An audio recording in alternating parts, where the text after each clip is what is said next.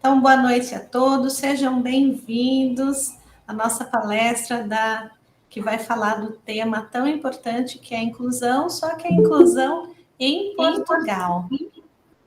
E nós temos aqui conosco o professor Fernando Manuel Oliveira, professor mestre, um colega. Nós nos encontramos em Lisboa, depois ele veio aqui para o Brasil, e é uma pessoa muito generosa. Vocês sabem que lá em Portugal agora são meia-noite, e ele está aqui para falar conosco, né? Trazer um pouco da experiência na área da educação especial, da qual ele é mestre e trabalha com intervenção precoce.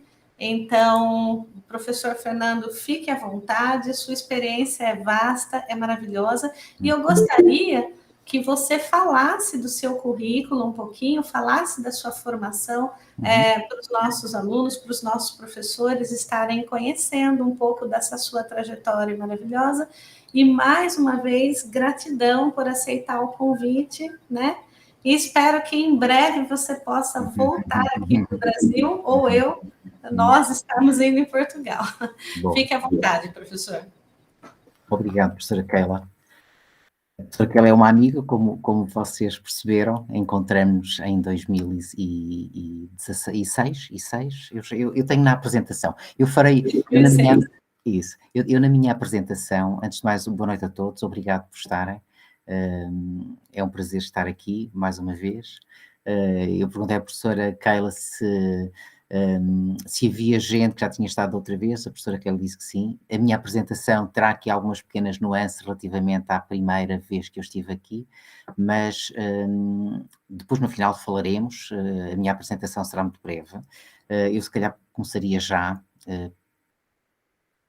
Ok.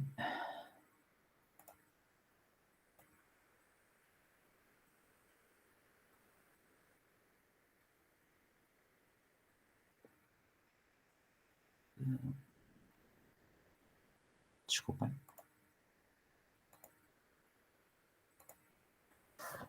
Não sei se estão a ver, sim. Sim, estão a ver?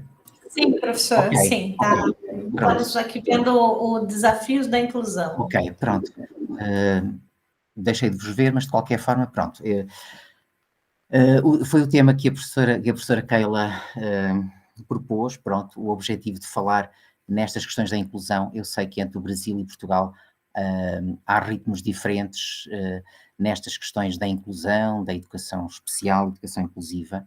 A minha apresentação será, para já irei fazer uma pequena apresentação para quem não esteve da outra vez, só para me apresentar um bocadinho a pessoa e como profissional. Depois irei falar de um projeto a que eu estou ligado e de que eu sou de alguma maneira... Desculpem. Desculpem. Carreguei aqui no teclado. Desculpem.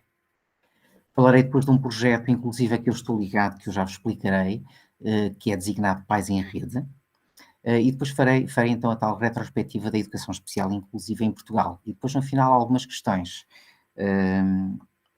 Pronto, isto para vos dizer de que entre nós há aqui uma diferença. Eu pus aqui 3 horas, mas são 4. Eu, aliás, há pouco estive a pesquisar, depende, por isso é que eu há pouco perguntei à professora Keila se aí era inverno, porque eu sei que há depois uma diferença. Nós aqui, geralmente, quando começa o inverno, muda o fuso horário e, portanto, pode haver situações em que é uma diferença de 4 horas, que é o caso. Eu conheci a professora Keila em 2006, em Lisboa. Para quem não conhece, Lisboa fica assim num cantinho da Europa, junto ao mar. Lisboa é a capital de Portugal. Nós conhecemos no âmbito de estudos, no âmbito do mestrado.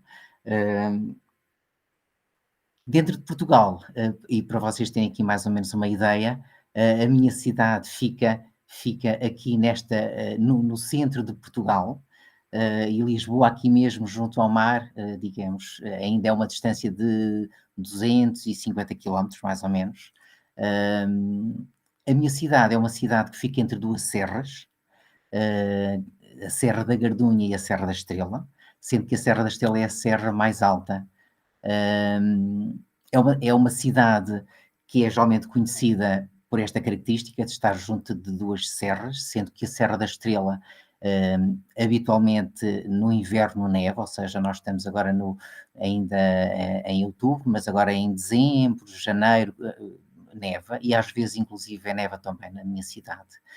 É uma cidade onde também é conhecida pelo facto de existirem muitas cerejeiras. Geralmente nesta altura, há cerejeira na altura de abril, na altura da primavera, que aqui a primavera é em março, abril, os campos ficam todos floridos de branco.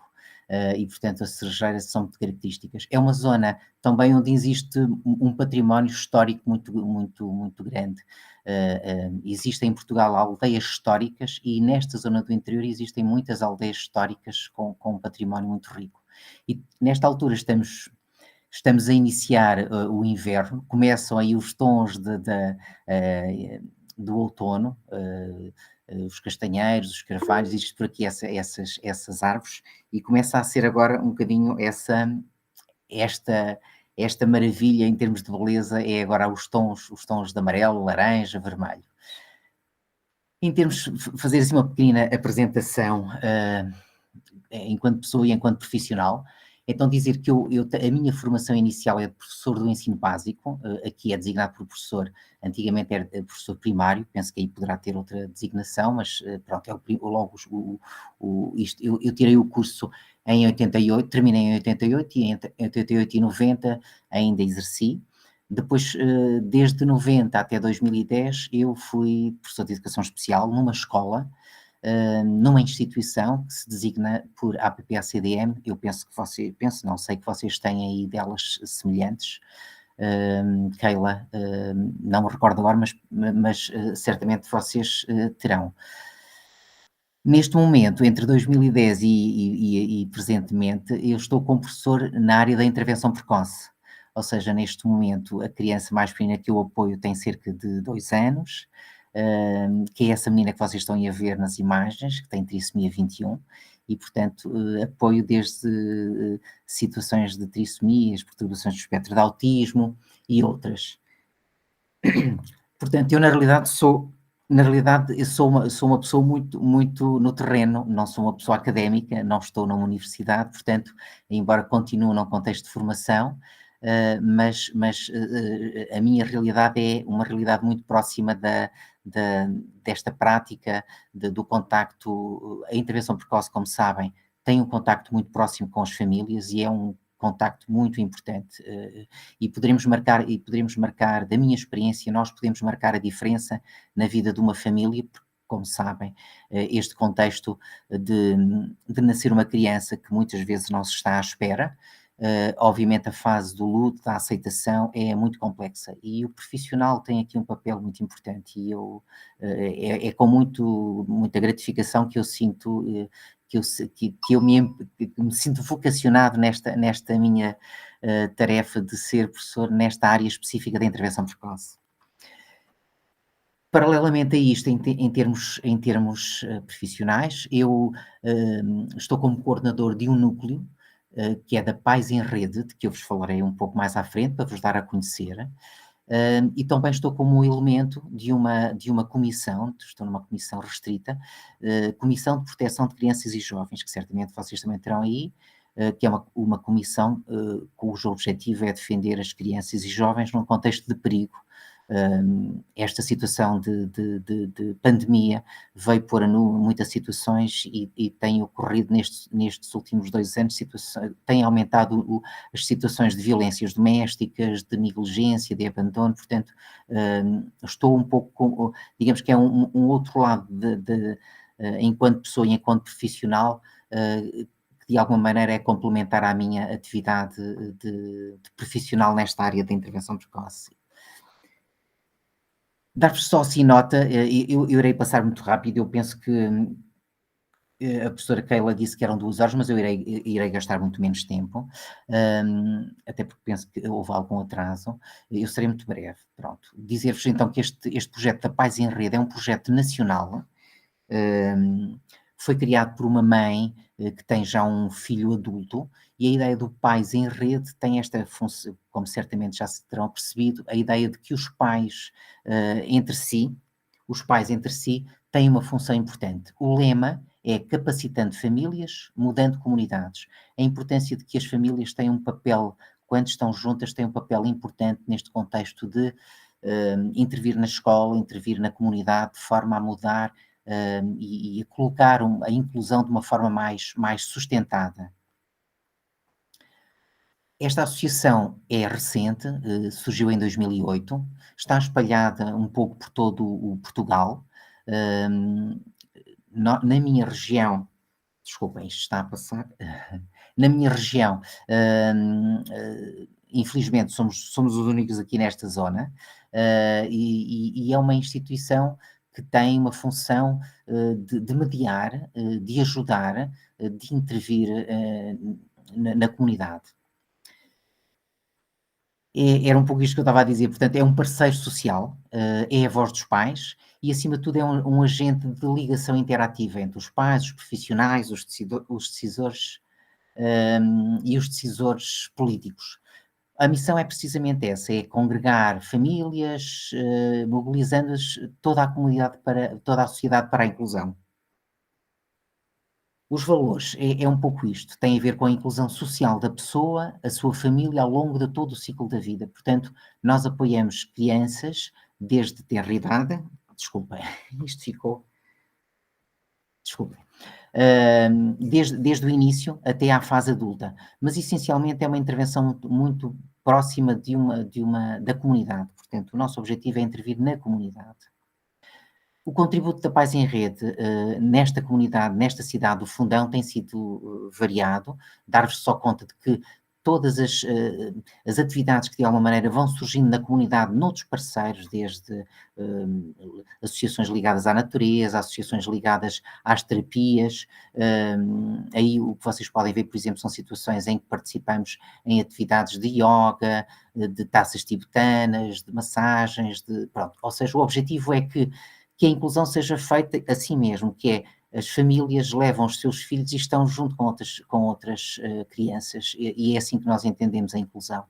Não é fazer coisas só para estas famílias que têm filhos, é colocar estas famílias junto de todas as outras, e daí esta particularidade desta associação é precisamente essa.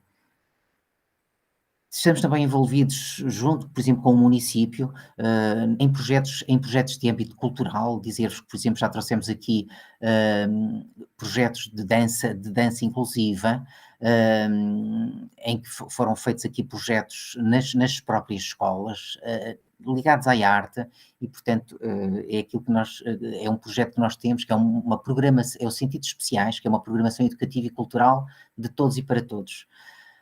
Temos também um programa na rádio, que tem um título provocador, que é Não nos falem em inclusão, esta ideia de que muitas vezes falamos em inclusão, mas muitas vezes as práticas são diferentes. E também estamos presentes no jornal, um jornal que existe aqui, que é um jornal muito conhecido, mesmo a nível da Europa, particularmente dos imigrantes, que é o Jornal do Fundão.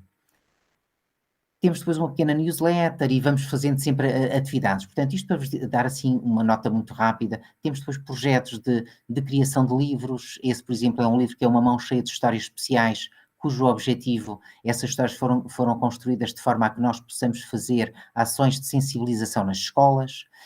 E depois temos projetos em que lançamos o repto às entidades de forma a que elas participem. Por exemplo, a Yoga para Todos foram duas entidades de yoga que deram aulas em turmas. O objetivo eram turmas onde havia meninos com necessidades educativas especiais, concretamente com trissomia 21 nessas imagens e com perturbação do espectro do autismo, e o objetivo foi, digamos, dinamizar atividades.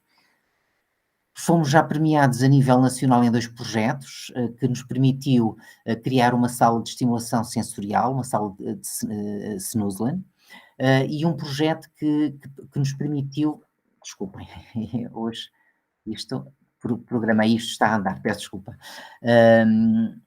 e um parque lúdico numa Fundação EDP. A Fundação EDP é uma fundação que tem a ver com as questões das energias, da luz, e nós candidatamos a um desses projetos, e então conseguimos colocar 2 equipamentos para meninos em cadeiras de rodas integrarem um parque que já existia, que não era um parque lúdico inclusivo, e a partir daquele momento passou a ser.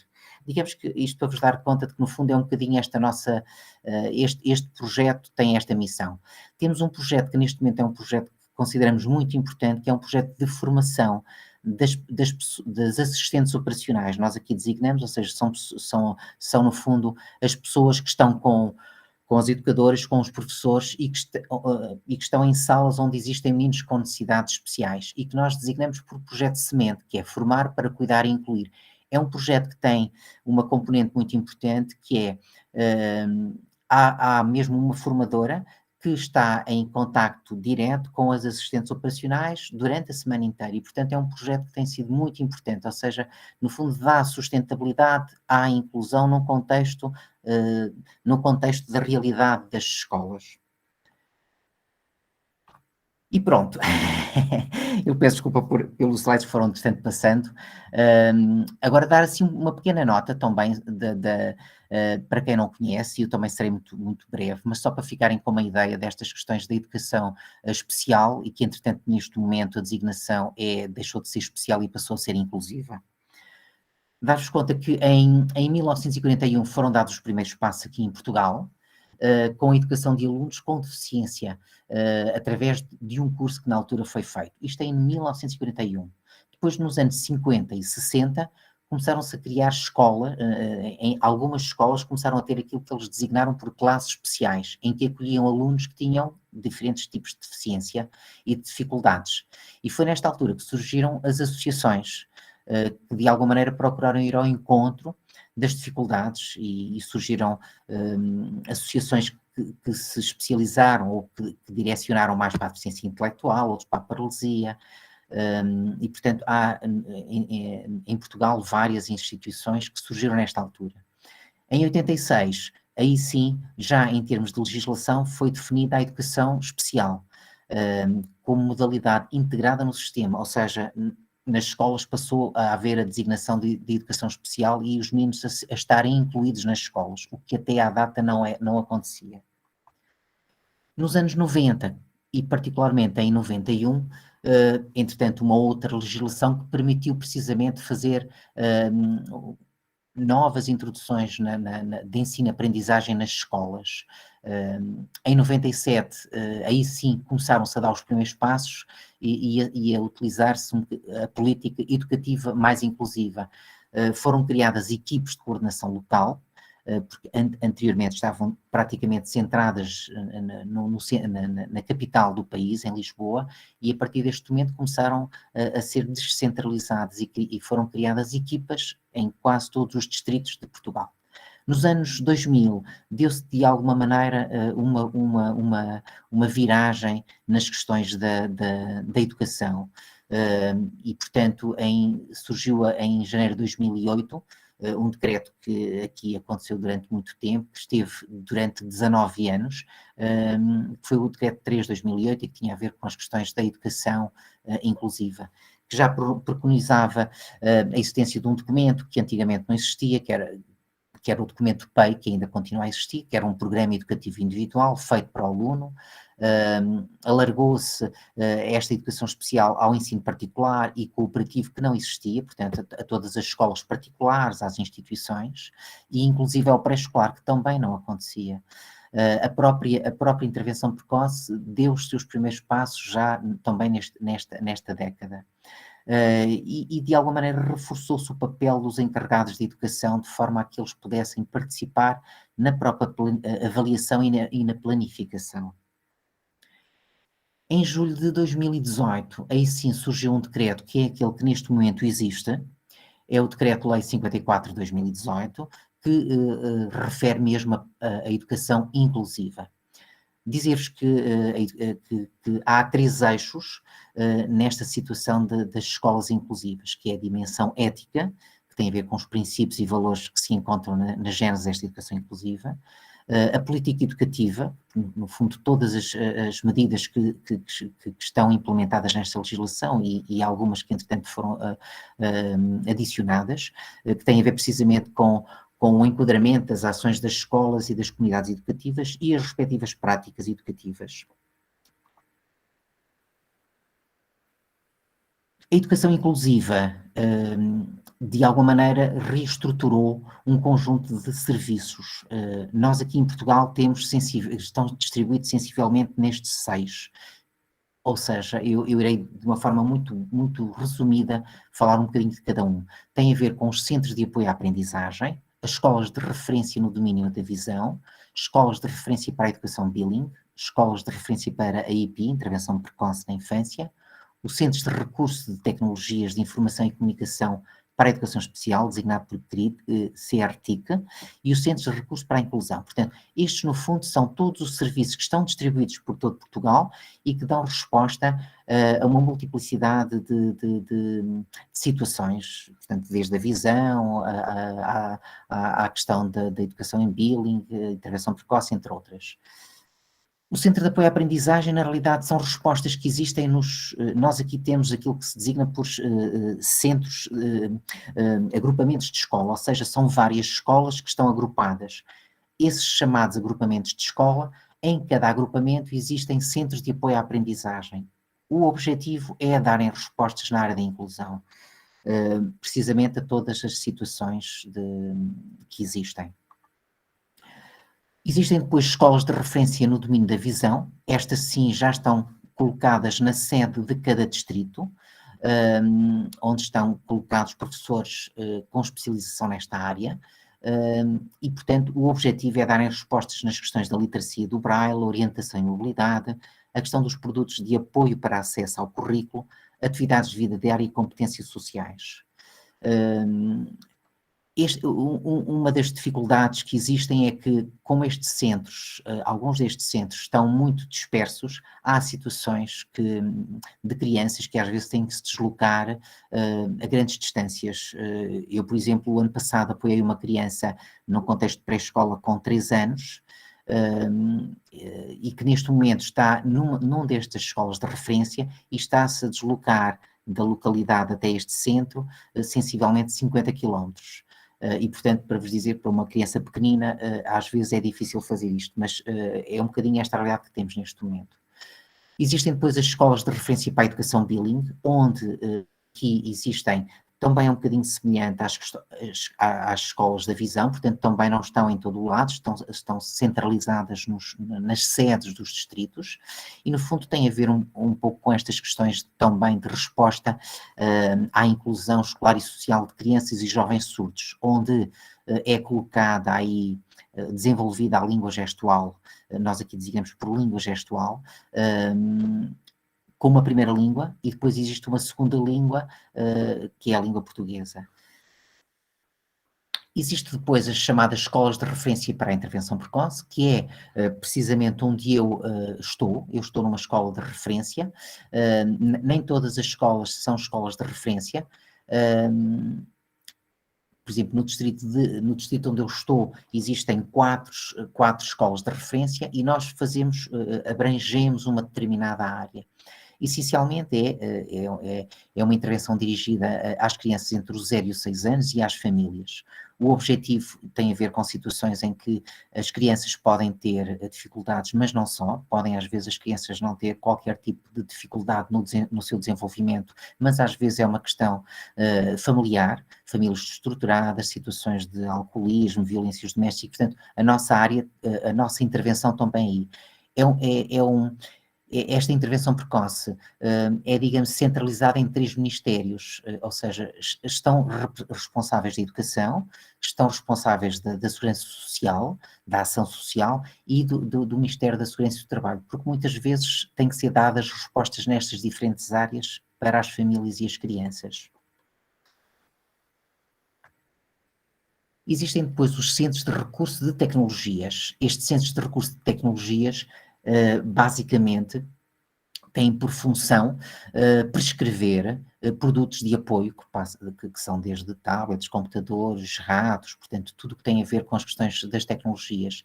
Portanto, qualquer profissional nas escolas faz uma sinalização, vem esta equipa que faz, digamos assim, a avaliação e depois prescreve em relação àquela criança, àquele jovem, os equipamentos que são necessários. E, portanto, é, digamos, uma rede nacional que existe. Existe depois centros de recursos para a inclusão que são mais específicos. Estes, no fundo, acabam por estar centrados, às vezes, em instituições e têm aqui um conjunto de vários profissionais que podem ter psicólogos, fisioterapeutas, terapeutas ocupacionais, ou seja, há aqui um conjunto alargado. Estes centros são sempre renováveis ano a ano. Por exemplo, na região onde eu estou existe apenas um, que é escasso para as necessidades que existem, mas no fundo procura dar resposta diferenciada relativamente às outras respostas anteriores. Portanto, nestas questões das escolas inclusivas, como verificaram, existem estas três dimensões: a ética, a questões política e educativa, portanto, tudo isto se enquadra num contexto que está legislado, há respostas educativas e que pressupõe que tudo isto tenha a ver com as questões das práticas que têm que ser implementadas nas escolas. Obviamente a questão das práticas é sempre uma questão mais complicada, porque coloca sempre a questão: será que as políticas que foram implementadas, concretamente da educação inclusiva, estão a promover uma melhor escola para todos? Esta é uma questão que se coloca. A outra é: será que as práticas pedagógicas e de formação estarão a promover hoje uma melhor escola para todos? E depois também temos que colocar aqui esta questão da pandemia. Será que, obviamente, a pandemia originou barreiras à escola para todos, mas a questão que se coloca é: será que as estratégias foram ou são adequadas para promover uma escola para todos? Também é a questão que nós, profissionais, vamos colocando em relação às respostas que vão acontecendo. Eu sou um pouco daqueles que acredito que a atividade profissional tem que ser sempre uma atividade reflexiva, no sentido de que nós temos que estar em permanente reflexão, no sentido de questionarmos, porque obviamente há sempre a tentação de nos formatarmos em relação a muitos contextos, e há sempre muitas questões que se podem colocar. Relativamente à questão dos educadores, é importante perceber o perfil de competência dos professores e educadores, se serão muitas vezes os mais adequados em relação às funções que estão a executar, em particular na área da educação inclusiva. Relativamente ao trabalho cooperativo e às práticas, será que existe, que subsiste, como é que se promovem de professores, famílias e instituições? Será que as práticas são verdadeiramente inovadoras, humanizantes e inclusivas? Relativamente às questões da cultura política e escolar e clima de escola, também importa perceber e refletir a questão das lideranças, até que ponto é que as lideranças são preponderantes nas questões das práticas. Será que a escola previne ou reage? Depois também é importante perceber a questão dos recursos. Será que os recursos humanos e materiais existem e que gestão? Será que existem recursos e não são utilizados? Será que portanto, todas estas questões são importantes, no meu entendimento, serem feitas. Relativamente à formação, também é importante percebermos até que ponto é que existe qualidade de formação inicial e contínua, e aqui foco a questão da formação contínua. Esta é uma questão que nós em Portugal, e particularmente na área dos professores de educação especial, temos muita falta. As respostas são escassas e são muito formatadas e nem sempre adequadas à realidade. E depois outra dimensão da questão das famílias, que são as questões da cooperação, do trabalho cooperativo. Nós aqui em Portugal, obviamente, as famílias neste contexto de pandemia, tiveram muito mais dificuldade em entrar nas escolas. Aliás, raríssimas vezes entraram, só em situações muito excepcionais, mas cada vez mais nos apercebemos que as famílias mesmo já num contexto de crianças pequenas, há um contexto de alguma atitudes de negligência ou de uma atitudes de missionárias, que é delegarem nos profissionais da educação a tarefa de educar ou de fazer e demitirem-se de alguma maneira. Portanto, tudo isto são questões que de alguma maneira temos que sempre colocar ou procuramos fazê-lo no dia a dia. Há questões que obviamente nos ultrapassam, porque são questões de questões culturais, de política, mas há questões que poderemos mudar e isto, e uma vez que também estou a falar para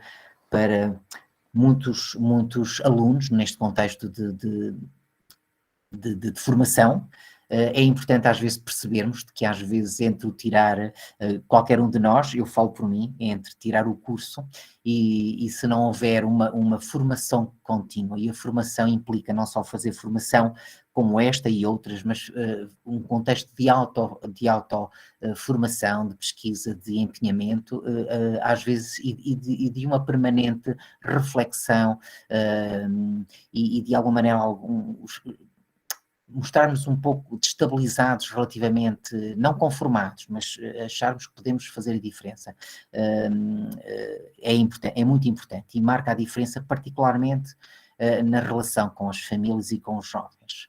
Às vezes, na minha opinião e na minha experiência, muitos contextos às vezes são difíceis de mudar, questões de lideranças, questões de formação que nem sempre é adequado ou que existe, às vezes de recursos também não são os... Mas há sempre formas, na minha opinião, de podermos ir mais longe, e a forma é... depois podermos ser reconhecidos pelo nosso trabalho e pelo nosso empenho, pelas próprias famílias e em particular pelos próprios miúdos, que na minha opinião são eles os primeiros avaliadores da nossa prática. São as crianças, são a forma como reagem, são a forma como se manifestam e são as famílias, que são a forma como nós conseguimos estabelecer essa ligação. Portanto, mas de qualquer forma eu penso que as perguntas às vezes eu acho que é mais importante as perguntas do que propriamente as respostas, porque as perguntas levam-nos sempre a outras perguntas e a desafiar-nos e a desafiar-nos constantemente.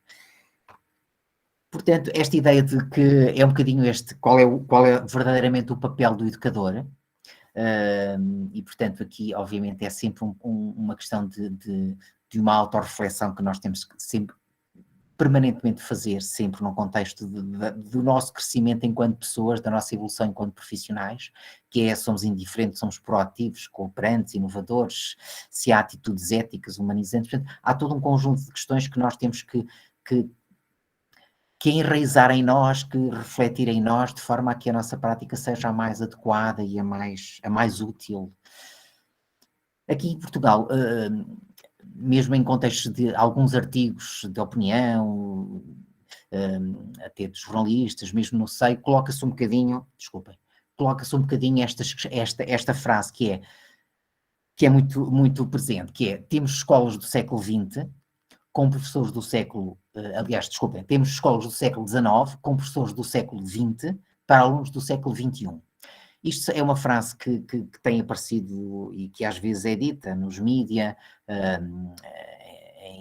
em artigos de jornal e às vezes na própria comunidade educativa que se vai refletindo, que é um bocadinho a ideia de que, no fundo, as escolas, na realidade, ainda estão a ter práticas do século XIX, que às vezes até têm a ver com a gestão da sala, a forma como se faz a gestão da sala, o próprio mobiliário, que muitas vezes nem sempre é o mais adequado às crianças. Depois a questão dos professores, que ainda estão um bocadinho em termos de práticas no século XX, porque continuam ainda a ter práticas muito enraizadas em práticas e em modelos que já estão um bocadinho desatualizados, porque no fundo nós temos que estar constantemente em inovação, e na realidade os alunos estão já num contexto de século XXI, tendo isto o aspecto positivo e negativo, ou seja, aliás, este contexto da pandemia, e nós podemos depois, quando eu terminar a apresentação, e estou quase a terminar, podemos falar um pouco e terei muito prazer em dialogarmos e em fazerem as perguntas e e vocês partilharem as vossas opiniões, que é um bocadinho esta história da pandemia, que de alguma maneira, por um lado, veio colocar, e nós aqui temos feito um bocadinho essa reflexão, que é, há situações cada vez de maior problemas de saúde mental, relativamente às questões dos jovens, o facto de estarem constantemente, ou neste momento já não estamos, em Portugal já não estamos já no contexto presencial, com todas as condições de higiene, portanto máscara, higienização, mas já estamos todos, desde o contexto dos pequeninos até à questão das universidades, todos já estão já desde setembro.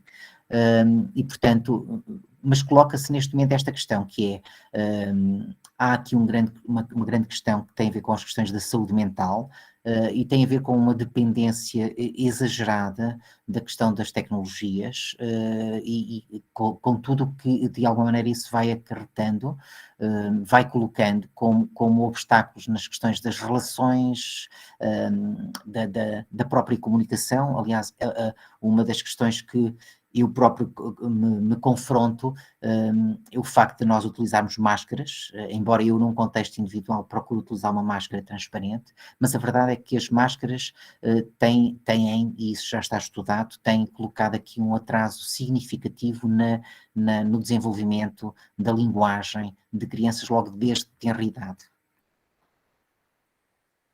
Relativamente à inclusão, agora dizer-vos que obviamente tudo isto é inclusão, estamos constantemente sempre a querer mudar de paradigma. Desculpem.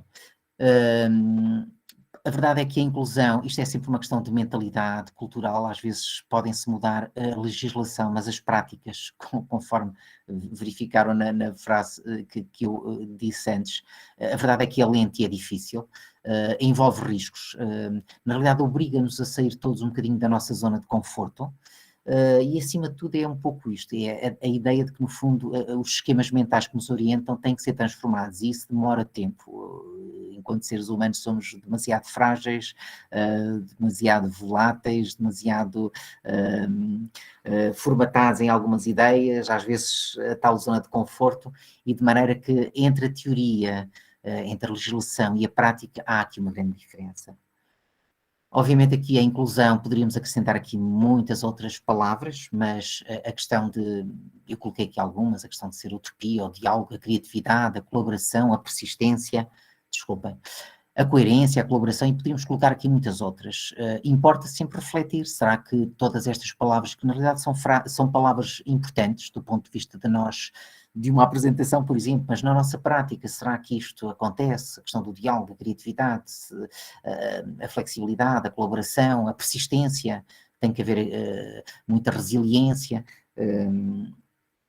e portanto tudo isto acho que deve ser motivo de reflexão. Então, em termos de inclusão, o que é que pode ou deve mudar, ou o que tem que mudar? Acima de tudo, e neste contexto é de que as coisas só funcionam se houver aqui um contexto, nós não somos ilhas, tem que haver aqui um contexto de comunidade. Portanto, isto no fundo é um bocadinho a ideia dos puzzles, ou de uma engrenagem, e a verdade é que se houver alguém que está a falhar, ou seja, se houver um mau líder, obviamente vai implicar na gestão e no clima de escola e por aí fora, e portanto isto é sempre um processo de construção em rede, em comunidade.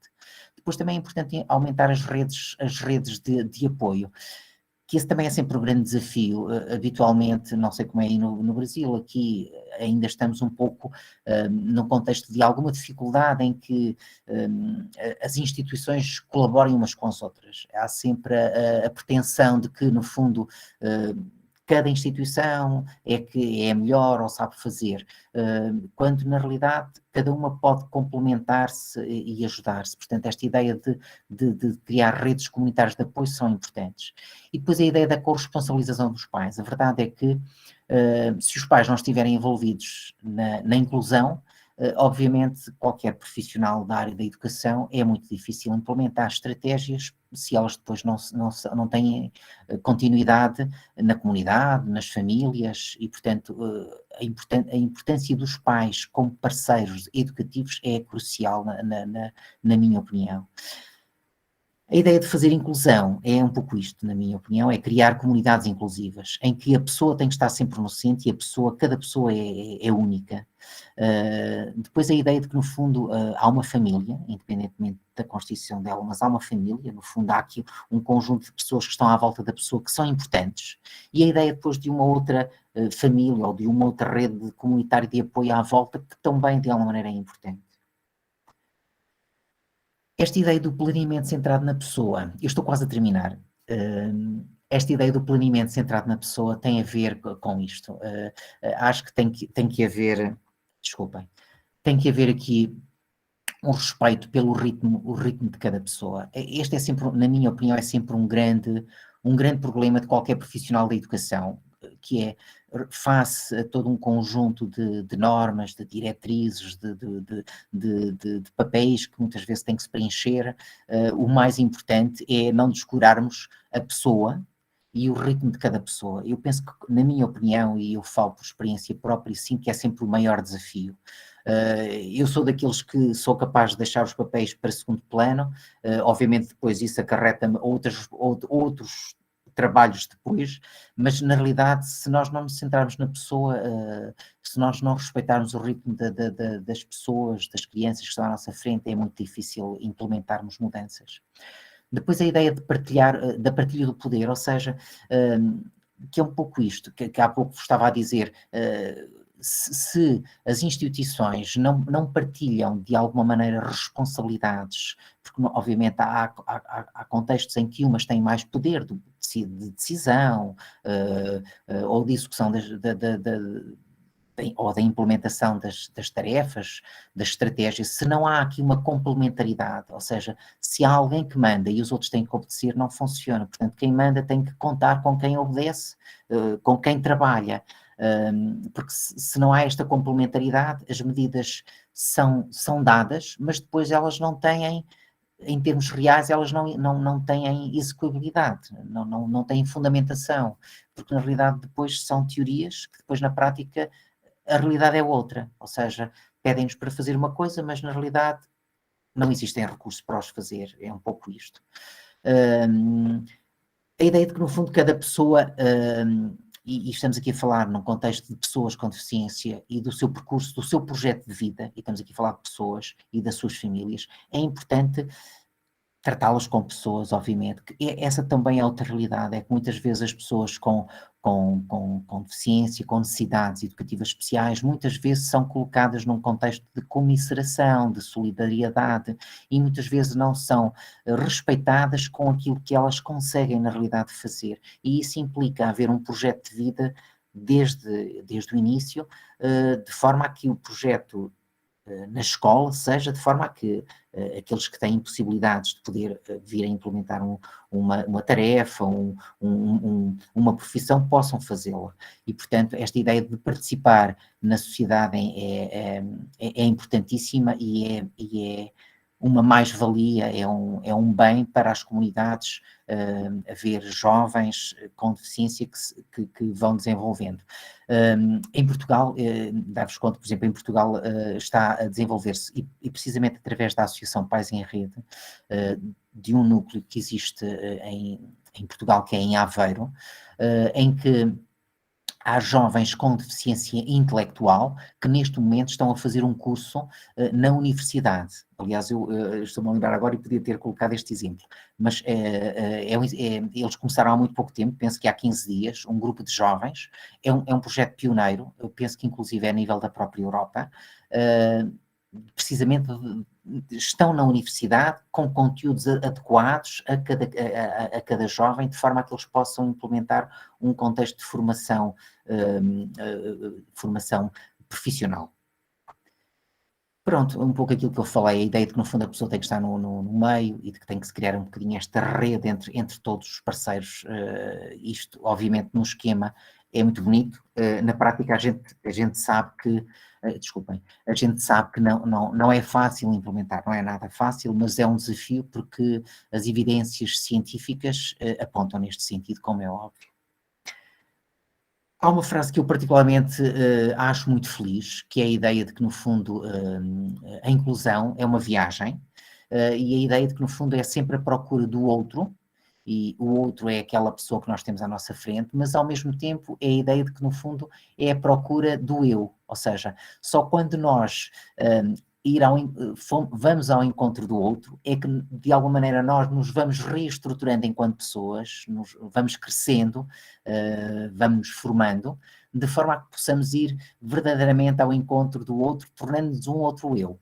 É uma frase de um académico português, mas que eu acho feliz e que partilho convosco. Esta é uma frase que nós temos num projeto, no tal projeto de formação, e que eu também considero muito feliz, que é a ideia que é do poeta Khalil Gibran, que é toda a semente é uma esperança. Sou dos que acredito que, por mais pequena que seja a semente, e por mais árido que seja o terreno, é sempre importante lançar a semente. Obviamente é importante depois cuidá-la, mas é importante a ideia, este conceito de semente, que no fundo nós possamos ser de alguma maneira um pouco os agricultores junto das pessoas que se cruzam connosco. De alguma maneira podemos estar a dar aqui uma porta de esperança, e nós sabemos que muitas vezes as sementes podem dar grandes árvores, e é esse também um bocadinho o nosso espírito e a nossa missão enquanto educadores. Partilho mais uma outra frase e vou terminar de seguida, também de um sociólogo português, Boaventura de Sousa Santos, que certamente muitos de vocês conhecerão e falarão nos vossos estudos, que eu também considero uma frase muito feliz, que é: lutar pela igualdade sempre que as diferenças nos discriminem, e lutar pela diferença sempre que a igualdade nos descaracterize. Porque a verdade é que é importante não pensarmos só em lutar pela diferença, mas às vezes também temos que lutar pela igualdade. Portanto, é um pouco este conceito. E termino com uma frase do Fernando Pessoa. Como sabem, o Fernando Pessoa foi um poeta português. Quem não conhecer, acho que devem ler Fernando Pessoa. Ele tem pensamentos escritos fantásticos do ponto de vista do crescimento pessoal, da formação pessoal, da reflexão, e este é um pouco um que eu penso que se adequaria aqui neste contexto, que é: o melhor tempo que gastamos na vida é aquele que investimos nas pessoas, a ideia da tal semente que vamos deixando nas pessoas. E muito obrigado. Eu coloquei aqui o bem-ajam. O bem-ajam é uma expressão desta zona onde eu estou, que digamos que eu estou na zona chamada zona da Beira Baixa, e então é uma expressão beirã, que é o bem-ajam, que era utilizado muito pelas pessoas do campo e outras, e que agora é uma expressão pronto, que está presente também na nossa comunidade, é o bem-ajam. E obrigado. Nando, assim, eu vou chamá-lo como eu te chamo pessoalmente, claro, né? Mas, claro, professor Fernando, muito obrigada. Claro. Eu sempre fico muito contente quando você fala, porque a gente vai olhando todas as suas palavras e fazendo a relação com a nossa realidade brasileira e com aquilo que a gente acredita. E eu ficaria horas falando de inclusão com você, mas o que me chama muita atenção é claro que esse percurso histórico da inclusão, eles são muito similares, tanto aí em Portugal como aqui no Brasil, com a nossa política nacional da educação especial, na perspectiva da educação inclusiva, que o nosso presidente tentou modificar, né? Mas nós seguimos uma trajetória muito parecida. Mas é claro, né? O Brasil é um país maior, muito maior, que tem os seus problemas aí, e essa questão da lei e da prática, né? O que está no papel e como nós vamos trazer essa questão da prática, realmente fazer a prática inclusiva, né? Então, ensinar para todos, avaliar de formas diferenciadas, respeitando as expressões dos alunos, né? E eu fiquei muito, assim, empolgada quando você fala do Centro de Tecnologia Assistiva, que é uma questão aqui no Brasil, que nós temos a tecnologia assistiva, mas pouco se usa, pouco se utiliza nas escolas essa tecnologia mais adaptada às pessoas com deficiência, exceto as escolas particulares, os centros, né, que têm mais recursos, porque a gente usa tecnologia assistiva de baixo custo, né, e pouco mesmo a gente se apropria de todos os recursos que tem, né. Então, depois eu vou abrir para as perguntas, mas quando você puder, gostaria que você falasse um pouco, né, como é esse centro, e também a educação bilíngue, que ela é um grande desafio aqui para nós no Brasil. Nós temos pouquíssimos profissionais bilíngues, né, no ensino da Libras como primeira língua, e da língua portuguesa escrita como segunda língua. Então, depois eu adoraria que você falasse um pouco mais como está essa questão em Portugal. Então, fiquei feliz, né, de ver, eu já morei em Portugal, então já vi um pouco dos centros, trabalhei, mas eu vejo que vocês têm muitos apoios, muitos centros, uma rede de apoio, né? E aqui falta um pouco isso. Nós temos associações, mas realmente para a inclusão acontecer, toda essa engrenagem, né, ela precisa acontecer. Então, eu depois gostaria que você comentasse esses dois tópicos. Vou abrir para os alunos, para os professores que estão aqui, professora Maria Regina, professor Laírton, professora Thais, a professora Marli, todos os professores que queiram comentar. Nós temos uma ex-aluna também do curso de pedagogia, que está aqui, a Franciele. Então, eu vou abrir para perguntas, gente, fiquem à vontade, tá? Obrigado. Não sei se queres, Keila, que eu responda já às tuas, antes das outras intervenções, ou aguardo? Vamos ver aqui se as pessoas querem escrever a pergunta no chat, querem levantar a mão e falar, como quiserem. Isso, estarem à vontade, por favor.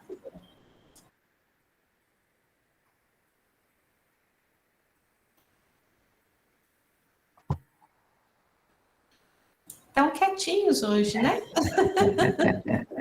Então, Nando, se você quiser responder um pouquinho as minhas, depois a gente retoma. Ok. É verdade, nós temos, em termos da legislação, conforme vocês verificaram, existe um conjunto de respostas diferenciadas, na minha opinião, muito bem fundamentadas, do ponto de vista teórico.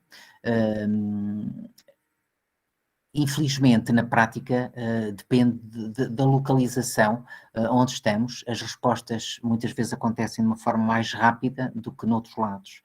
Nós, apesar de Portugal ser um país muito mais pequenino que o Brasil, mas mesmo assim, continuamos aqui a falar na questão da interioridade. O sítio onde eu estou continua a ser um sítio interior, comparativamente ao sítio litoral, ou seja, onde está Lisboa, toda a zona junto à água, onde no fundo as cidades são maiores e onde há um desenvolvimento maior. Portanto, nós lutamos de alguma maneira pela interioridade e, portanto, é uma luta que o poder político do interior tem colocado. Dito isto, dizer que mesmo assim as respostas na área concretamente desse centro de que me falaste, os centros de recurso para a inclusão, eles existem.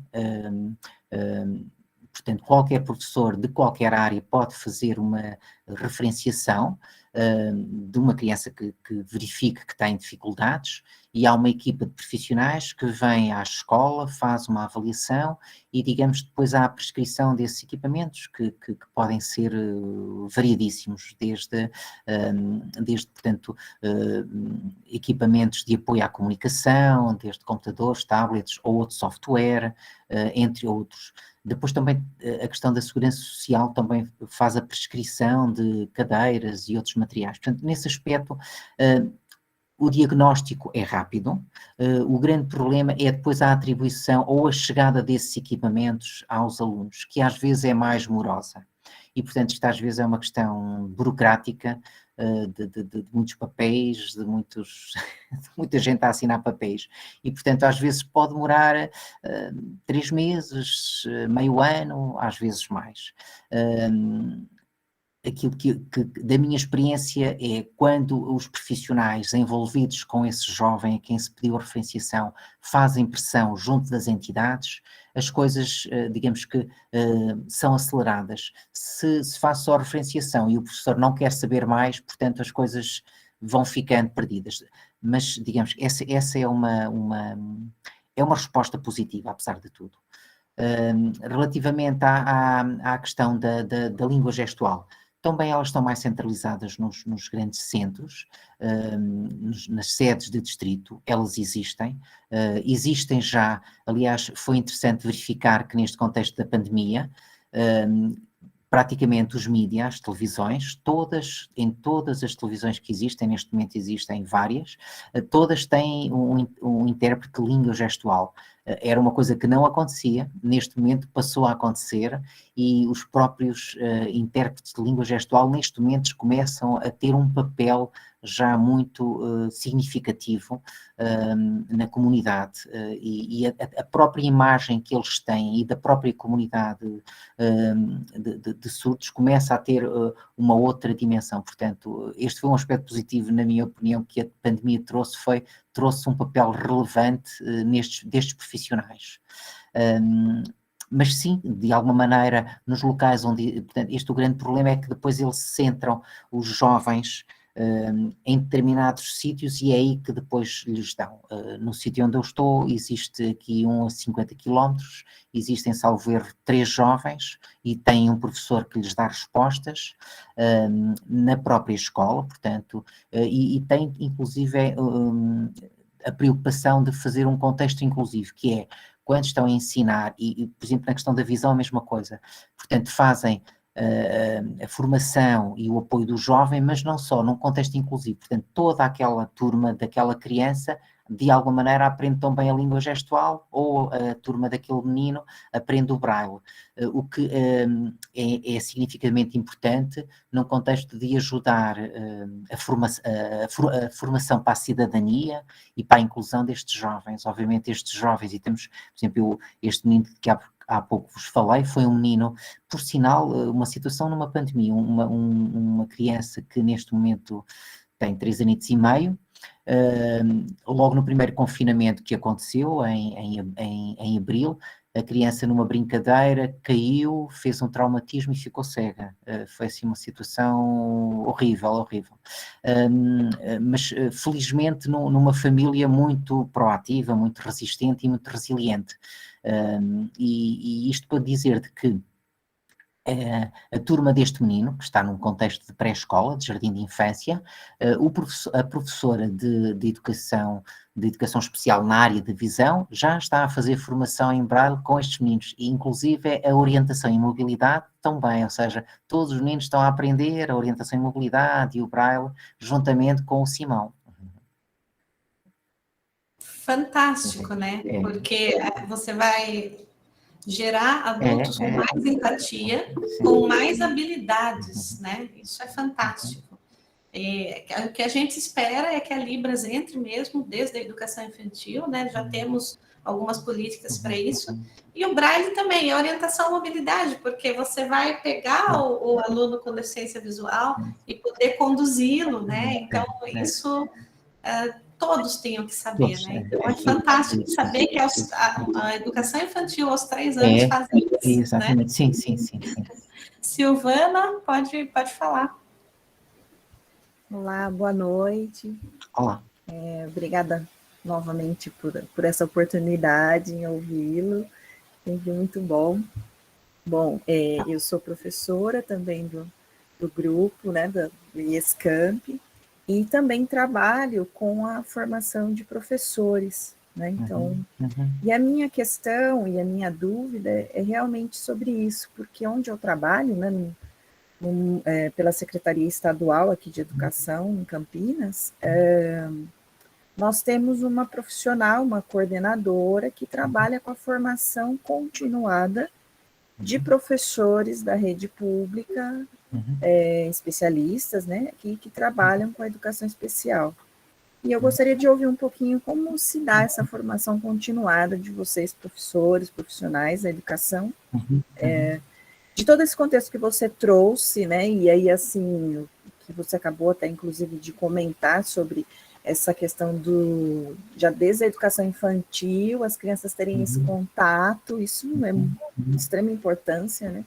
Muito bom ouvir e de saber que já acontece, e acho que é um sonho nosso aqui no Brasil, Keila, de se esperar que isso aconteça também.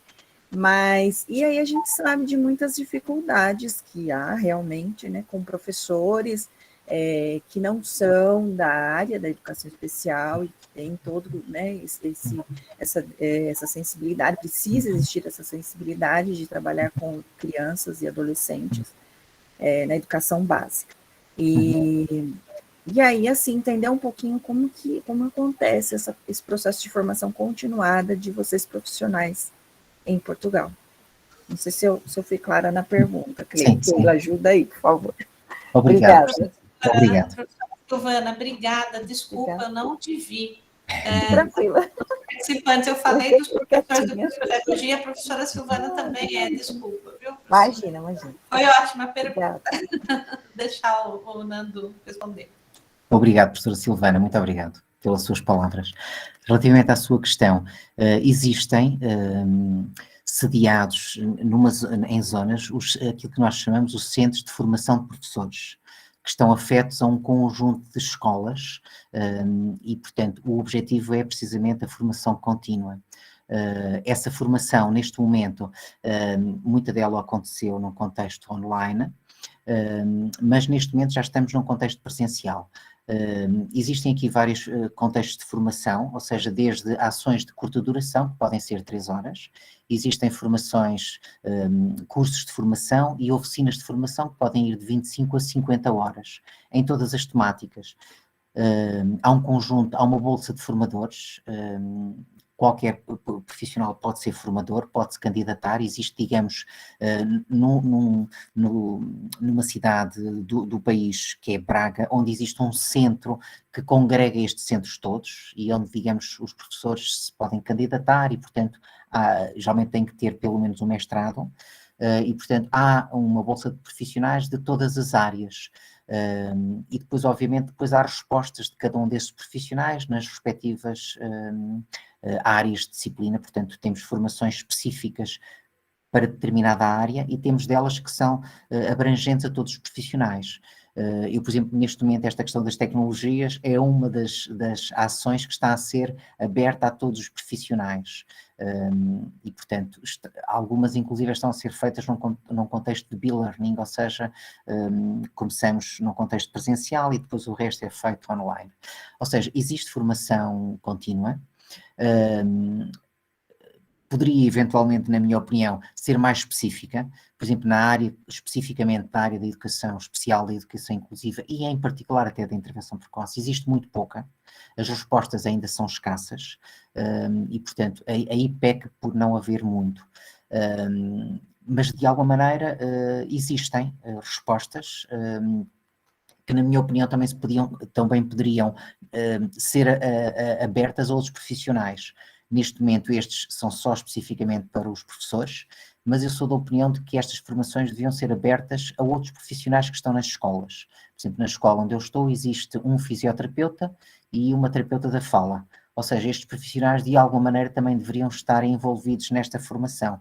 E digamos que acho que é um handicap que tem, que é, como é um centro de formação de professores, só os professores é que estão lá, quando, na minha opinião, devia ser um centro de formação de todos os profissionais que estão naquela escola, onde se incluem as terapeutas da fala, os fisioterapeutas e outros. Neste momento aqui também em Portugal, em muitas escolas já começa a haver a introdução de muitos outros profissionais técnicos, concretamente terapeutas da fala, fisioterapeutas, particularmente estes, em particular as terapeutas da fala. Há cada vez mais dificuldades, não sei como é aí, mas aqui logo desde tenra idade, desde os mais pequeninos, já muitas dificuldades no contexto da comunicação.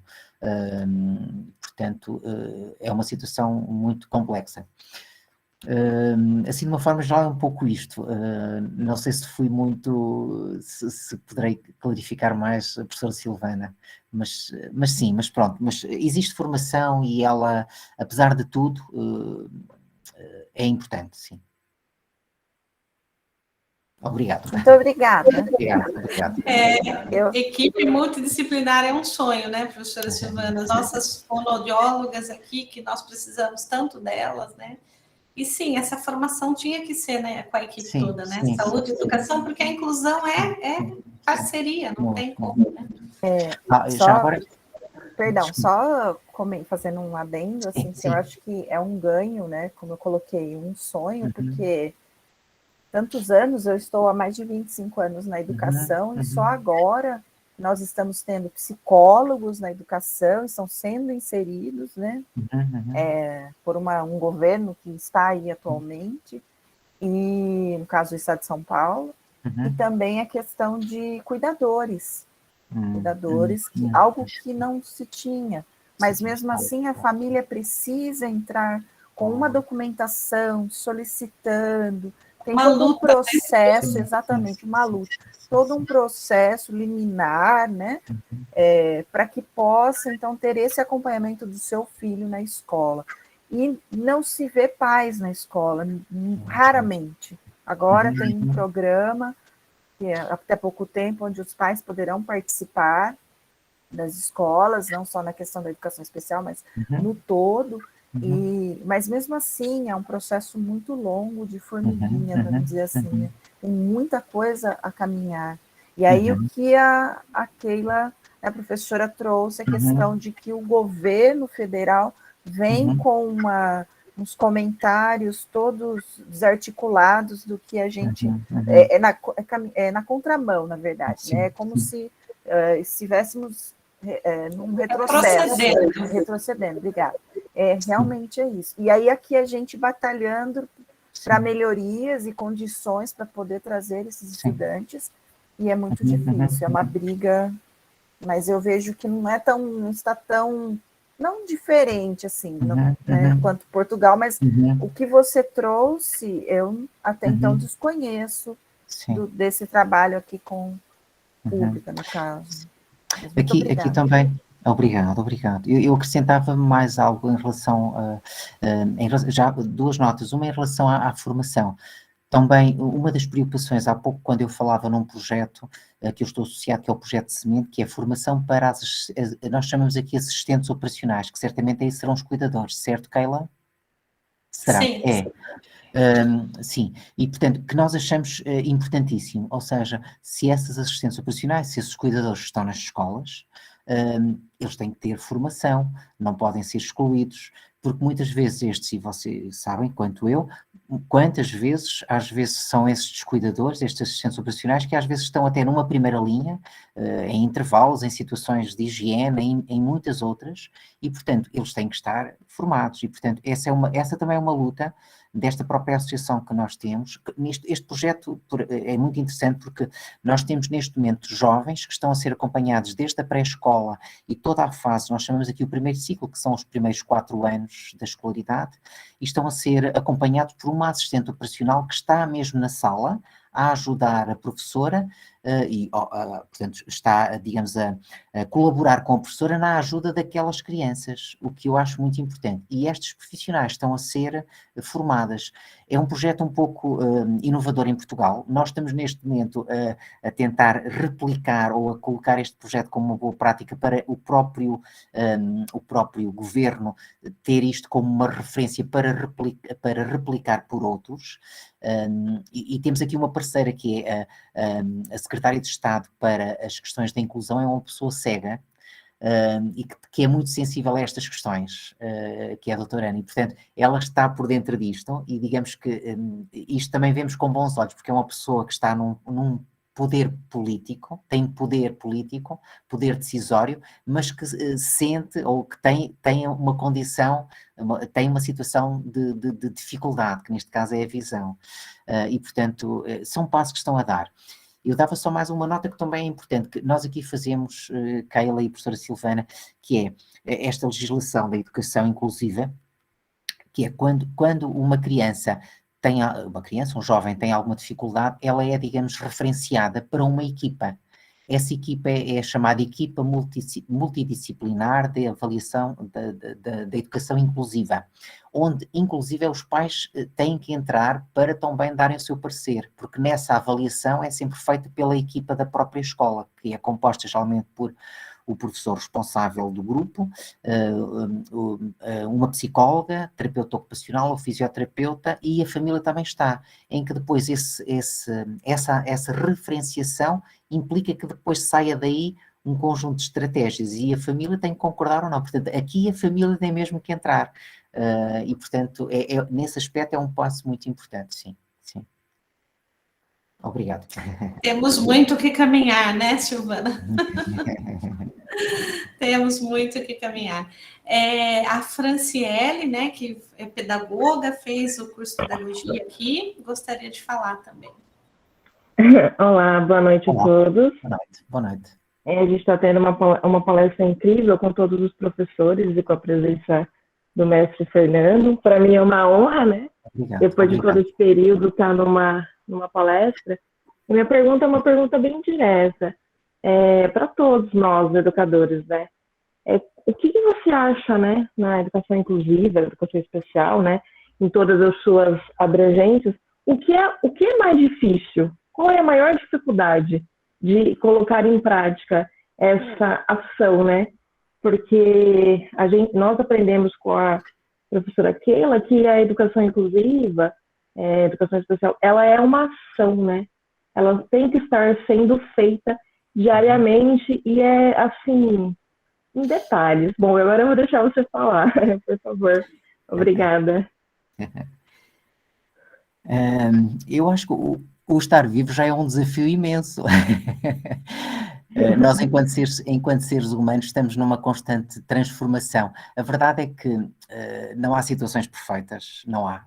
E por um lado, ainda bem, porque nos desafia a ir sempre mais longe. Eu penso que eu acho que o grande desafio, na minha opinião, é nós não deixarmos de ser pessoas inclusivas. Ou seja, eu acho que há sempre uma grande tentação, e que às vezes é legítima, que é, a verdade é que às vezes lutamos, há muitas barreiras à nossa volta, não é só questões políticas ou teóricas, às vezes no nosso local de trabalho, às vezes as famílias, são barreiras que nós temos que ultrapassar e, portanto, temos que ser inovadores, temos que criar estratégias.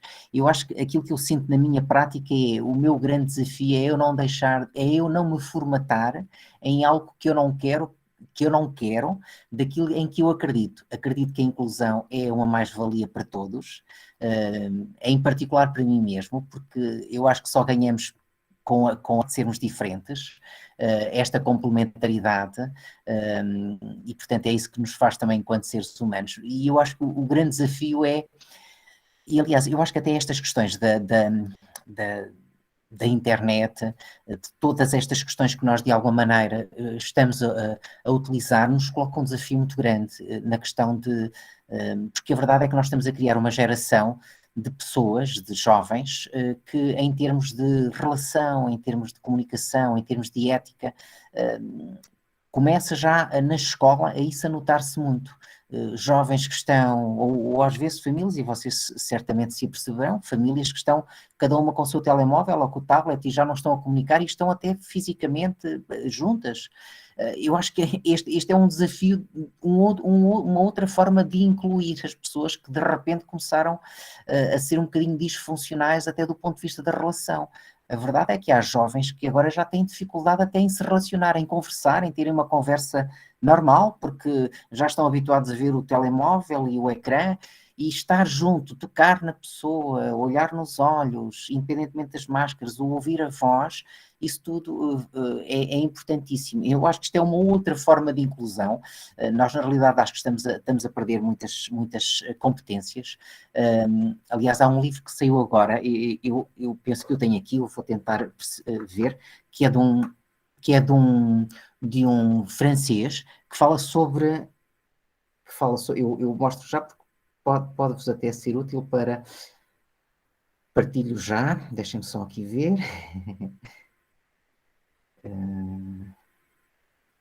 Então, o livro chama-se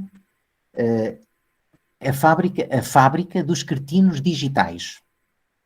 É feito por um francês, Michel Desmo. Eu depois posso enviar, Keila, e depois poderás partilhar com os teus colegas e com os alunos, em que fala sobre os perigos dos ecrãs para os nossos filhos. E fala precisamente de que neste momento já há estudos que dizem que já se começou a perder, em termos da cognição, comparativamente à geração anterior, já começa a haver aqui um handicap cognitivo, ou seja, começa já a haver aqui dificuldades cognitivas na forma nas aprendizagens. Eu acho que não respondi muito, professora Franciela, mas é assim, para mim, eu acho que estas questões da inclusão são sempre muito complexas, do ponto de vista de nós as implementarmos. Entre a teoria e a prática há aqui uma grande diferença, sendo que eu acho que não há situações perfeitas, mas há situações em que nós nos podemos sentir úteis, sentir que estamos num contexto de lutar, e a verdade é que às vezes conseguimos implementar projetos. É a tal ideia de que há pouco eu dizia, pode ser uma semente muito pequenina, mas a verdade é que depois nós não sabemos o que é que isso vai gerar. Pode gerar algo que a nós nos surpreende, pode ir, não é? Onde ela vai ficar, pode morrer ali, não é? Mas pode haver alguém que, na realidade, aquela semente pode fazer a diferença, e portanto eu sou daqueles que acredito que eu acho que tem que se andar, é um bocadinho, há uma expressão que nós utilizamos aqui, que certamente vocês também utilizam, que é água mole em pedra dura, tanto dá até que fura.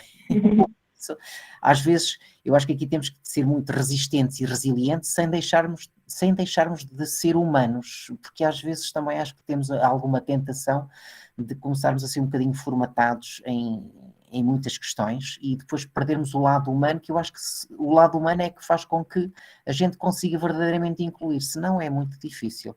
Agora, isto é um desafio permanente, eu acho que é um desafio permanente, diário, de aperfeiçoamento, de estarmos constantemente insatisfeitos, mas ao mesmo tempo percebermos que não há perfeição. Eu acho que é um desafio enquanto seres humanos, de irmos um bocadinho mais longe e de marcar a diferença. E, portanto, certamente que vocês terão feito A verdade é que às vezes há situações em que recuamos, em termos, há pouco estávamos a falar com a professora Kelly, eu estava a dizer que aqui em Portugal, infelizmente, as notícias aqui nos mídias portugueses, relativamente ao Brasil, nem sempre são das melhores, relativamente à situação do presidente que têm, infelizmente, certamente poderá haver pessoas que possam, mas aqui a opinião que existe é que ele é um pouco louco em relação a tudo, e portanto, obviamente isso também vai repercutir-se em muitas questões, mas pronto, mas pronto, são desafios, eu acho que a vida é mesmo assim, é um desafio. Professora Franciela. Estamos sobrevivendo. Mas às vezes é um pouco isso. Sabe que eu às vezes tenho para comigo, às vezes um pouco o exemplo das pessoas que eu acompanho, que é, eu tenho sempre a preocupação de me colocar no lugar do outro, ou seja, quando eu estou a falar com uma família, obviamente eu não tenho 2 filhos, mas não tenho nenhuma deficiência. Têm as suas deficiências, mas não têm nenhuma deficiência específica, mas todos nós temos as nossas deficiências, as nossas fragilidades, os nossos defeitos, mas tenho sempre a preocupação, e isso às vezes faz com que eu sinta que em mim é um bocadinho as duas coisas, tem que ter força e tem que ser humilde, ou seja, tem que ter força porque sei que há ali uma situação difícil, há uma situação de gente que está a atravessar situações complicadas que são muito, mesmo que eu me queixe, as dificuldades daquela família são piores do que as minhas, e portanto faz com que eu tenha alguma humildade em relação àquilo que eu tenho, àquilo que eu sou, por mais que eu me queixe, mas também faz com que eu veja ali um motivo para eu ir um bocadinho mais longe e em tentar fazer mais, por mais pouco que seja, posso sempre fazer um bocadinho de diferença, que mais não seja com aquela família e com aquela pessoa. Em vez de pensar num grande universo, aquela família, aquela pessoa, eu tenho que marcar a diferença. É um pouco esse o meu objetivo. Não é o objetivo, é a forma como estou. Eu tenho que sentir que aquela pessoa se sente bem, no sentido de que eu não estou ali só como professor, também estou como alguém que posso escutar, como alguém que posso ajudar, porque a verdade é que às vezes, e eu tenho essa experiência às vezes de pessoas que passado alguns anos de eu deixar de ter acompanhado os filhos, que de repente, no meio de muitas situações complicadas, a pessoa volta sempre a perguntar, que mais não seja num sentido de consultadoria, professor, estou a passar isto, ou qual é a sua opinião? E portanto, ou seja, sinal que ficou lá qualquer coisa. Eu acho que podemos sempre marcar diferença, e eu acho que é isso que também a mim, particularmente como profissional e como pessoa, também é isso que me motiva, que é, no meio de tanta desgraça que vai acontecendo, de tantas dificuldades, de percebermos que isto não muda conforme nós queremos. A verdade é que, às vezes, aquela situação que aconteceu faz com que eu não deixe de lutar e de acreditar, porque é importante, pronto, há sempre alguém que precisa. Porque às vezes estamos a ajudar a nós próprios. Eu, às vezes, quando é um bocadinho uma filosofia de vida, o sentir que nós estamos a ser úteis ou que estamos a procurar ir ao encontro do outro, de alguma maneira estamos a ir ao encontro de nós próprios, porque no fundo estamos a ajudar a reestruturar-nos. Às vezes, se calhar, até num momento em que estamos mais em baixo, se calhar a desgraça do outro fez com que nós não vamos tão abaixo, porque recuperamos as forças. Mas pronto, isto é um bocadinho uma filosofia pessoal, não é propriamente aqui uma política educativa. Mas, na verdade, a gente fazer a diferença, né, dentro do nosso entorno, né, aos que estão próximos, cada um fizer a sua parte, a gente vai melhorando, né, tanto o contexto inclusivo como a nossa vida e a vida do outro, né, é empatia mesmo. Isso. Olha, muito obrigada. Não sei se as pessoas têm mais alguma questão.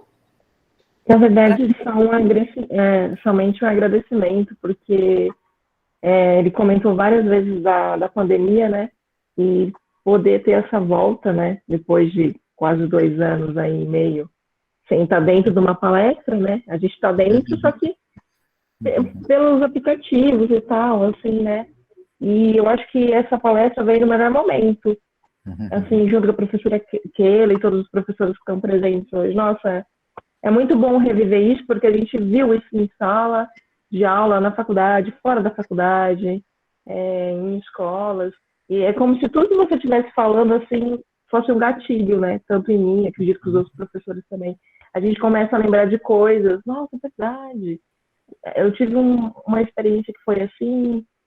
Então eu lembro da professora Keila falando de várias coisas. É só saudade que fica, né? E eu tenho a agradecer a vocês, maravilhoso, gente. Olha, pode vir mais vezes, tá? E venha para o Brasil, né? Quem sabe num evento, algum simpósio, alguma coisa legal, a gente vai ver vocês. Era só isso, agora eu tô indo embora. Chega, já falei muito. Obrigada. Obrigado, muito obrigado. Obrigada a você. Obrigado, Penhas. Obrigada, Fran. Obrigado, Keila, muito obrigado. Pela participação, obrigado. Saudades também. E o Fernando já esteve aqui no Brasil, mas, tadinho, sofreu um bocado na minha casa.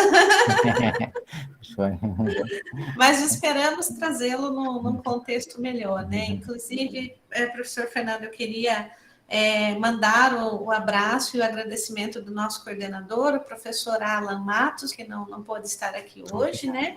E também de toda a direção da Faculdade Escamp, né? A nossa gratidão pela sua generosidade em estar tão tarde falando conosco. E aí eu gostaria de saber se mais alguém gostaria de colocar alguma coisa, fazer alguma pergunta. A professora Maria Regina também está escrevendo pelo chat. Obrigado, professora. Se a professora Thaís gostaria de falar alguma coisa. Obrigada, professor Fernando. Obrigada, viu, muito obrigado. Obrigado a todos. Por estar com a gente. Boa noite, gente, para todo mundo. Muito obrigada. Muito obrigado. Bom trabalho. Tudo bom para vocês. Obrigado. A Juliana Correia também, de pedagogia. Tenho certeza que todo mundo adorou, né? E para nós é isso. Muito obrigada do fundo do coração.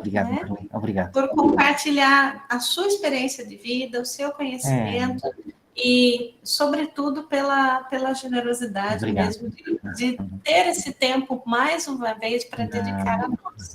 O professor Laírton também escreveu aqui no chat, a professora Mali. Obrigado a todas, obrigado a todos. Muito obrigado. Muito obrigada. Obrigado pela vossa paciência. Imagina, a paciência é tua conosco. Obrigada. Obrigado. Bom coração, viu? Bom trabalho, bom trabalho. Obrigado. Boa noite, obrigado. Bom descanso, bom trabalho amanhã. Obrigado. Bom descanso, boa noite. Obrigado. E nosso abraço aí para todos os colegas portugueses, para sua família. Obrigado. Boa noite a todos.